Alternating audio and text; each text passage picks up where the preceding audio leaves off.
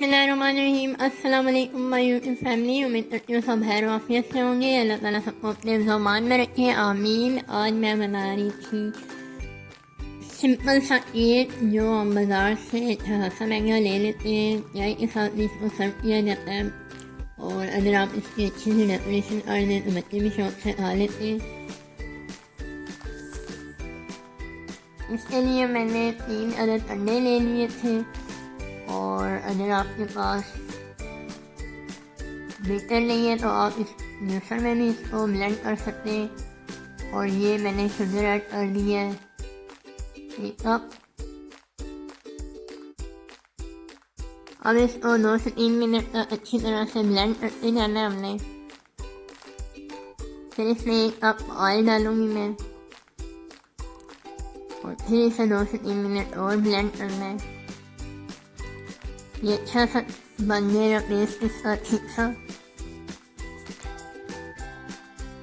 और एक तरफ मैंने बाउल में ले लिया मैदा 2 कप और छान लिया था उससे पहले मैंने अच्छे से। और 1 चम्मच मैंने इसमें बेकिंग पाउडर ऐड कर दिया। अच्छे से मिक्स कर लेना है। और जो अब हमारा मिक्सचर है उसको हमने एक बड़े बाउल में डाल देना है और उसमें हम बारी बारी मैदा ऐड करेंगे।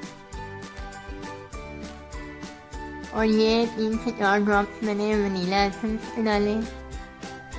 इससे खुशबू भी अच्छी आती है और टेस्ट भी अच्छा हो जाता है।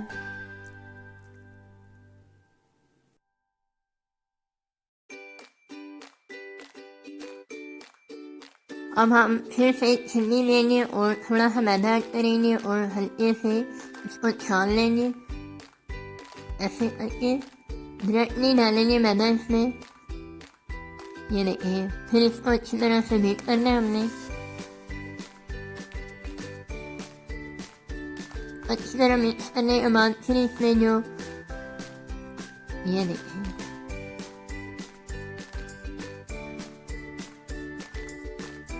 मैदा होता है वो ऐड कर देंगे। इसका जितना भी आप मिक्सचर हो ना उसको हल्के हल्के से ऐड करते जाना, डायरेक्ट नहीं डालना। नए आने वालों से रिक्वेस्ट है प्लीज़ मेरे चैनल को सब्सक्राइब करें और मेरी वीडियो को शेयर करें, लाइक करें।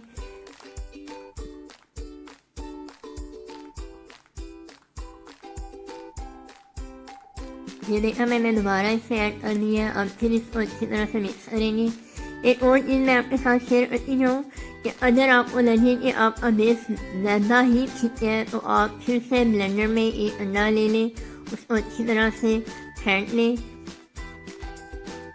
और वो इसमें ऐड कर दें दोबारा से ना इसी मिक्सचर में। तो आपका मिक्सचर थोड़ा पतला हो जाएगा जितना आपको चाहिए होता है।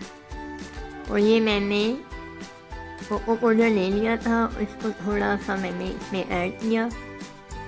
1 कप में मैंने ये बेस निकाल लिया था। इसमें थोड़ा सा ऐड करके ऊपर थोड़ी सी गार्निशिंग कर लूँगी।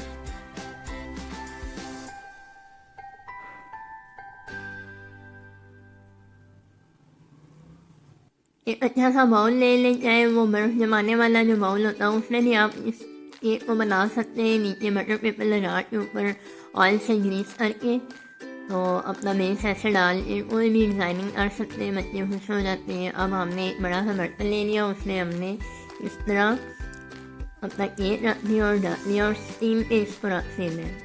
5 से 6 मिनट के बाद ही आपका केक रेडी हो जाएगा। आप बीच में बार बार इसे चेक भी कर सकते हैं क्योंकि कई बार आपकी चूल्हे की आंच तेज़ होती है और ये जल्दी पक जाता है, इसलिए इसको बार बार चेक कर लेना चाहिए। और ये मेरा रेडी हो गया माशाल्लाह से।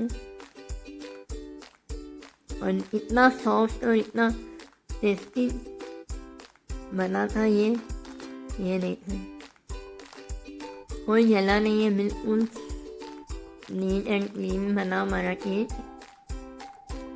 और मैं आपको दिखाती हूँ इसकी सॉफ्टनेस। आप भी घर में ज़रूर ट्राई करें, बाज़ार से लेने से बेहतर है घर में कम ही चीज़ों में ये रेडी हो जाता है। इंशाल्लाह मैं किसी और रेसिपी या व्लॉग के साथ आऊँगी। अल्लाह हाफ़िज़।